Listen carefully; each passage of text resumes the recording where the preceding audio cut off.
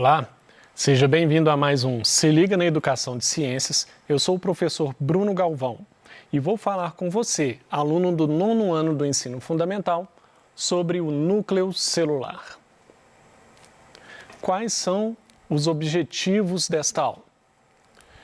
Permitir que você, aluno, possa compreender a composição do núcleo celular, permitir que você perceba a importância do material genético e qual é a constituição do material genético, e passar alguns conceitos para você que você possa identificar genes e cromossomos, entender o que significam esses termos. Vamos aqui com uma imagenzinha do núcleo. O núcleo é uma estrutura celular na qual o material genético está armazenado. Reparem que está bem no centro da célula aí, o núcleo. Eu já mostrei essa figura na outra aula, então aqui foi só para dar uma relembrada rapidamente. Vamos para a próxima aqui. Nós também chegamos a falar um pouco que o núcleo ele era importante para guardar o material genético. Qual seria a composição desse núcleo? Ele é formado pelo envelope nuclear, pelo nucleoplasma e nucleolo, além de possuir o material genético. Bom, essa constituição do núcleo, não se preocupe. Logo eu vou mostrar para você uma figura que vai permitir a você identificar essas regiões do núcleo. Mas vamos falar um pouquinho de cada uma primeiro, aí eu posso mostrar todas de uma vez para você. Primeiro, o envelope nuclear, que faz parte da constituição do núcleo. Ele também é chamado de carioteca. Ele é constituído por duas membranas e ele é que separa o citoplasma do conteúdo do núcleo. Então você tem lá o núcleo da célula, imagino que minha mão fechada é o núcleo, e ele tem duas membranas aqui que vão separá-lo da parte da célula que nós chamamos de citoplasma. Logo mostro no desenho. E o nucleoplasma? O que seria o nucleoplasma? O nucleoplasma é uma solução aquosa que é muito semelhante à do citoplasma da célula, que nós falamos na aula anterior. E ela é que preenche o interior do núcleo. Então, o núcleo, além dele ter o material genético lá dentro dele, vocês vão ver que ele tem o nucleolo também, o espaço dele é preenchido com o que nós chamamos de nucleoplasma. O que mais temos no núcleo? Nucleolo. O nucleolo é uma estrutura esférica, só que ela não possui membrana, está lá dentro do núcleo, e ela é constituída por proteínas e é RNA. É nessa região, no nucleolo, que são formados os ribossomos. Lembrando que nós falamos dos ribossomos na aula anterior, falando de organelas celulares, os ribossomos responsáveis pela produção de proteínas. Agora sim, vamos ver essas regiões do núcleo, esses constituintes aqui numa figura. Aqui é a estrutura geral do núcleo. A gente tem, olhando a partir da esquerda, para você que está olhando para essa tela, da esquerda da tela você tem membrana interna e externa. Então ele tem duas membranas. Ali perto mesmo, já dentro desse núcleo, você tem o nucleolo. Lembrando que o nucleolo não tem membrana. Temos também a cromatina, que basicamente é o material genético. Você pensa em DNA, você pode pensar aqui em cromatina, formada de DNA. E do lado mais externo do núcleo, nós temos os poros nucleares. Esses poros nucleares, eles são importantes para que haja transporte de substâncias entre o núcleo e o citoplasma, para haver uma relação entre o núcleo e o citoplasma. O núcleo não pode ser isolado, a maioria das reações químicas, inclusive, acontecem no citoplasma. Então, é importante haver essa relação núcleo-citoplasma e os poros nucleares vão facilitar esse transporte de substâncias entre o núcleo e o citoplasma. Ok, vamos falar agora do famoso material genético. O que é o material genético? Bom, o material genético dos seres vivos é o DNA. Só para você saber, DNA significa ácido desoxirribonucleico. E é esse DNA que é o portador das informações que vão determinar as características hereditárias. O que são características hereditárias? São características que vão ser passadas de um indivíduo para seus descendentes. Por exemplo, o meu filho, ele recebeu algumas características que são minhas, algumas características também da mãe dele. Essas relações, essas características, vamos dizer assim, elas se misturam, tem a ver com as características genéticas que eu transmiti, com o material genético que tem dentro das minhas células. Então, essas características, então, elas são passadas para os descendentes através dos materiais genéticos. E o que seria essa molécula de DNA, né? Então, nós temos ali o material genético como um todo, que é o DNA, mas o que é esse DNA? Então, a molécula de DNA, ela é constituída de diversas subunidades. Pensa em subunidades como diversas partes, tá?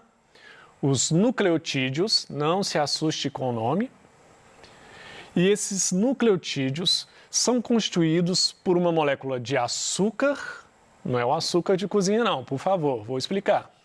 Um fosfato e uma base nitrogenada. Calma, está começando a vir muitos nomes, mas não se preocupe. Nós vamos ver de que o DNA é composto. Basicamente, nucleotídeos. Vários nucleotídeos ligados uns aos outros formam o DNA. E esses nucleotídeos, eles têm uma composição também. Nós vamos ver.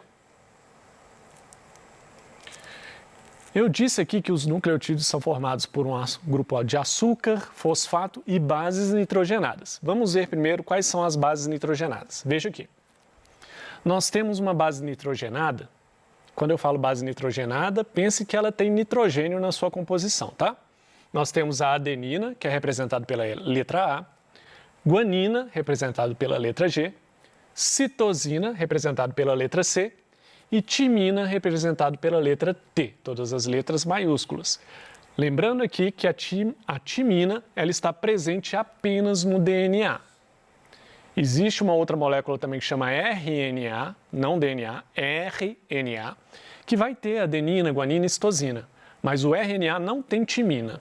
Logo, nós vamos falar dela também. Então, já sabemos que existem 4 bases nitrogenadas que fazem parte do nucleotídeo que forma o DNA. Agora, vamos ver como é que é a forma de um nucleotídeo, pelo menos um esquema mostrando basicamente como ele seria. Está aqui. O nucleotídeo, então, que forma o DNA, ele é formado de um grupo fosfato, significa que ele tem um elemento químico lá que chama fósforo também, uma pentose, que é um açúcar, penta vem de 5, é uma pentose formada com 4 carbonos, mas basta você saber que você tem um grupo fosfato, uma pentose, e aqui, representado nesse quadro vermelho, pode ser uma dessas bases nitrogenadas, não as 4 de uma vez formando um nucleotídeo, tá? Você vai ter um grupo fosfato, uma pentose e uma dessas bases, ou a adenina, ou a timina, ou a citosina, ou a guanina, uma delas, ok? Então isso seria a formação do nucleotídeo, e vários nucleotídeos vão formar o DNA em si. Vamos ver a relação das bases nitrogenadas, esse A, T, C e G, né? Adenina, timina, guanina, enfim, vamos ver qual a relação delas entre si. Os nucleotídeos de DNA, eles são arranjados em 2 cadeias. Essas cadeias, elas ligam-se por meio das bases nitrogenadas. Lembra, as bases nitrogenadas, adenina, citosina, timina e guanina. Então, são essas bases que se ligam uma nas outras para manter a estrutura do DNA. E vai formar uma estrutura que nós chamamos de estrutura helicoidal, que é uma estrutura em forma de hélice. Então, nós temos 2 cadeias de DNA e elas estão ligadas uma na outra através dessas bases nitrogenadas. É importante destacar aqui o seguinte, ó. A adenina se liga à timina na hora de ligar essas cadeias de DNA. E a citosina se liga à guanina. No DNA é sempre isso aqui. A adenina só é capaz de se ligar à timina e a citosina só é capaz de se ligar à guanina. Ok? Vamos ver isso aqui numa figura esquemática, mostrando o que é essa hélice de DNA com as 2 cadeias e a ligação entre as bases nitrogenadas. Repara aqui que você tem uma cadeia azul, espiralada, e pareada com ela você tem uma cadeia que é meio avermelhada, né? Laranja escuro para vermelho. E repare que elas estão ligadas por esses tracinhos coloridos. E o que está colorido de amarelo é a adenina. O de verde é a timina. Localiza só um aí, uma amarela e uma verde. Repara que toda vez que tiver o amarelo, ele sempre está ligado no verde. Por quê? Porque a adenina só se liga na timina. É como se fosse uma escadinha, né? Então parece aí os dois lados da escada e no meio dessa escada você tem os degraus. E esses degraus dessa escada, então você tem ali, e os degraus eles seriam essas bases nitrogenadas se ligando, onde a adenina só se liga à timina e a citosina só se liga à guanina. A citosina está de azul aí, os tracinhos azuis, e a guanina esse tracinho rosa avermelhado aí. Repare também que o C só se liga no G. Ó. Pode procurar aí nessa molécula aí que se você vê um C, ele está ligado no G. Azulzinho ligado no vermelhinho. Certo? Então é essa que é a famosa dupla fita de DNA e esse que é o famoso formato helicoidal, que é um formato tipo em espiral. Só que sempre duas cadeias. Então você tem duas cadeias fazendo um espiral e elas estão ligadas por essas bases nitrogenadas. Vamos lá. Então agora nós já vimos o que é material genético, que ele é formado pelo DNA. Nós vimos que o DNA é formado por nucleotídeos, vários nucleotídeos. Nós vimos que os nucleotídeos são formados por um grupo fosfato, um açúcar, que é uma pentose, e uma base nitrogenada. Nós vimos que o DNA ele é formado por uma cadeia dupla, então essa cadeia dupla é ligada por essas bases nitrogenadas, formando um espiral, que é dupla hélice ou chamamos de formato helicoidal. E agora vamos ver o que é um gene. Cada molécula de DNA contém regiões com os códigos necessários à produção de proteínas. Essas regiões são chamadas de genes. Vou deixar uma coisa bem clara para você. Sem proteínas, além de não existir a estrutura do nosso corpo, nós não funcionamos, não tem como existir. Várias funções do nosso organismo ocorrem por sinais levados por proteínas. E são os genes os genes são as regiões desse DNA que codificam cada proteína que existe no nosso corpo. Vamos supor aqui que o meu dedo aqui é um pedaço de DNA. Agora virando aqui para você para a câmera. E que a minha unha é uma região desse DNA, é uma região que contém o gene que está relacionado com a cor dos olhos, por exemplo. Então a minha unha está representando uma região que está relacionada com a cor dos olhos. Logo abaixo eu posso ter um outro gene nesse DNA que está relacionado com o tipo de cabelo. E logo abaixo eu posso ter uma outra região. Entendeu que no mesmo DNA você tem várias regiões e cada região tem um código para produzir determinada proteína. E essa região que tem um código para cada proteína nós chamamos de gene. Cada região vai ser responsável por codificar um gene, por ter um gene que codifica uma proteína. Ok, falamos bastante de DNA, vimos até que o DNA tem umas regiões que codificam proteínas, que chamamos de gene. Agora vamos ver o que é o tal do RNA. O RNA é uma molécula de cadeia única. Então agora você não tem uma dupla cadeia formando escadinha, mais não. É uma cadeia só. E ela também é formada por nucleotídeos, igual o DNA é formado por nucleotídeos. Ele é formado a partir de uma cadeia molde de DNA. O que é isso? Você tem lá uma fita de DNA, uma cadeia de DNA. É claro que ele está em dupla, mas em algum momento dentro da sua célula, na hora de produzir o RNA, uma dessas cadeias só vai ser usada como molde. O que é um molde? É uma referência para fazer outra coisa. Quando uma costureira usa um molde para a roupa, ela pode usar como molde alguns materiais que ela tem, mas ela pode usar uma outra roupa como molde para fazer uma igual, do mesmo tamanho.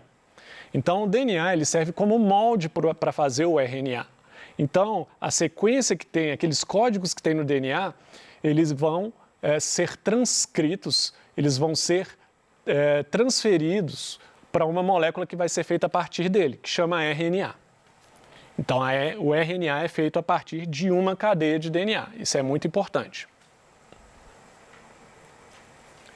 O RNA, então, ele contém o código da proteína que estava contido naquele DNA que serviu de referência para fazer este RNA. Mas é somente na forma de RNA que esse código poderá ser traduzido em proteína. Daí a importância do RNA. Você não faz proteína direto do DNA. Eu tenho o DNA aqui, o código dele já faz o nosso organismo produzir uma proteína. Não. Para produzir uma proteína, o DNA tem que ser codificado, como dizer assim, como se fosse numa outra linguagem, que é o RNA. E essa cadeia de RNA, que não faz dupla, é uma cadeia única. Essa cadeia, sim, a partir dela você consegue produzir proteínas. Quais são as bases nitrogenadas, então, que formam o RNA, que estão nos nucleotídeos de RNA? Adenina, guanina e citosina, igualzinho no DNA. Agora, aqui no RNA você vai ter a uracila no lugar da timina. No DNA você tinha timina, aqui você tem uracila. A uracila é uma base nitrogenada presente apenas no RNA. Uracila somente no RNA, timina somente no DNA. Vamos ver aqui o nucleotídeo de RNA. Mesma coisa do nucleotídeo de DNA, olha, um grupo fosfato, uma pentose e uma base nitrogenada. Só que essa base nitrogenada aqui ou vai ser adenina, ou vai ser uracila, ou citosina ou guanina. Não vai ter timina no RNA. Mais um conceito importante. O que são cromossomos, então? Já vimos o que é DNA, o que é gene, o que é cromossomo. Nos eucariontes, cada molécula linear de DNA, está associada a proteínas, histonas. Então, elas estão relacionadas com proteínas, enroladas em proteínas, formando o que nós chamamos de cromatina. E no processo de divisão celular, essa cromatina, ela dobra-se ou enrola-se sobre si mesma, formando os cromossomos. Então, lá dentro do núcleo da nossa célula, a gente tem esse DNA lá no núcleo, e esse DNA, ele não está organizadinho, está lá todo embaralhado, nós chamamos ele ali de cromatina. Quando essa célula precisa de dividir, você precisa de organizar esse DNA nas partes que o compõem, que é o que nós chamamos de cromossomos. Então, os cromossomos são essas partes do DNA que eles vão ser chamados de cromossomos na hora da divisão celular, no processo de divisão, e aí sim eles vão se enrolar em proteínas que estão ligadas a eles, e ao se enrolar eles vão ter uma forma mais bem definida, o que vai facilitar a divisão da célula e vai facilitar a divisão do DNA também. O ser humano possui um total de 23 pares de cromossomos em cada uma de suas células. Ou seja, ele tem ao todo 46 cromossomos. Como são 46 cromossomos aos pares, de 2 em 2, você tem 23 pares de cromossomos. As células com cromossomos aos pares são chamadas de diploides, ou 2N, porque os cromossomos estão aos pares. E os membros de cada par têm a mesma sequência de genes, portanto, são chamados de cromossomos homólogos. Cromossomos homólogos. Se eu tenho aqui um gene para cor de cabelo nesse ponto e no outro cromossomo que faz par com ele, eu tenho na mesma região a mesma característica. Então, são cromossomos homólogos, têm os mesmos genes para as mesmas características. Algumas células vão apresentar somente um cromossomo de cada tipo e por isso são chamadas de haploides. Então, elas não fazem par, tá? Os gametas humanos são as nossas células que não têm cromossomo par, não faz par, é apenas um cromossomo de cada tipo. E, finalmente, o conceito de cariótipo. Aqui está representado aqui os cromossomos humanos, que são 23 pares de cromossomos. Os últimos aqui, X e Y, são os cromossomos sexuais. O que é o cariótipo? O formato de cada um desses cromossomos, o tamanho deles e a quantidade, por exemplo, seres humanos têm 23 pares de cromossomos, tem outros animais que têm números diferentes. Isso tudo forma o cariótipo, o número, o tamanho, o formato dos cromossomos. É o que nós chamamos de cariótipo. Opa! Então é isso que nós falamos na aula de hoje, composição do núcleo, o que era DNA e RNA, o que são genes, cromossomos, o que é cariótipo. Se você quiser saber mais sobre o assunto, estão aqui algumas referências bibliográficas. Era isso que eu queria falar com você. Na dúvida, volta o vídeo aí, é um assunto que precisa de ter bastante atenção. No mais, bons estudos!